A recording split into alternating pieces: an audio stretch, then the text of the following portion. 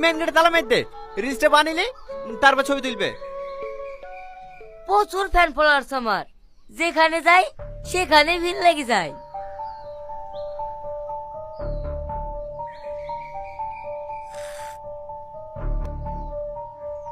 তোমার ফিগারটা বেশ ভালোই আছে, শুধু চুলগুলো ববি কাট করে নিলে না, আর পেছন ঘুরে দেখতে হবে না, পুরা ফেসবুক ইউটিউব কাঁপিয়ে দিবা।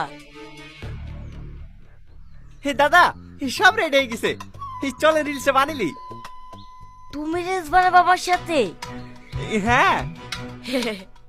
তুই পাগল নাকি? সেরি সেরি কোনদিন রিলস বানানো হয়?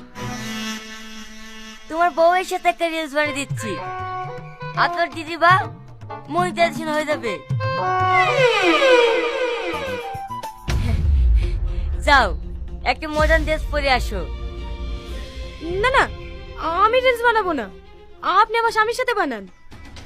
আগে বলবা তো, ছেলেদের সাথে কোনদিন রিলস বানানো হয়? ফালতু ফালতু সময় নষ্ট করা।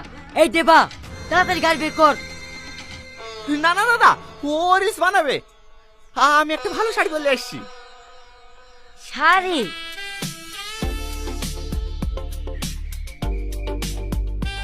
ঠিক আছে, তাড়াতাড়ি করো। সালমা আসো।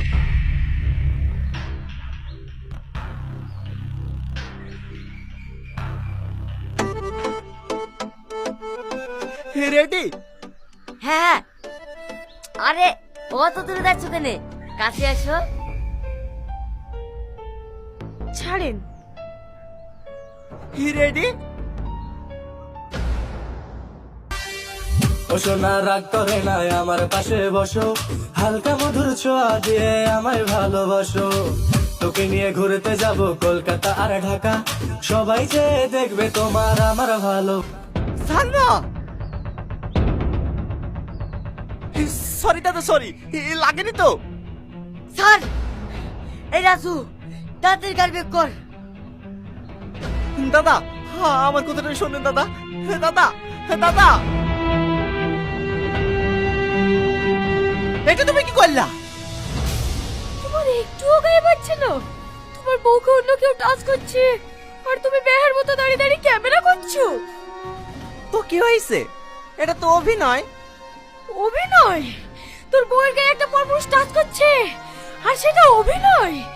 তুই ডাক্তার ইউটিউব চ্যানেল নি, আমি তোর ভাত খাবো না।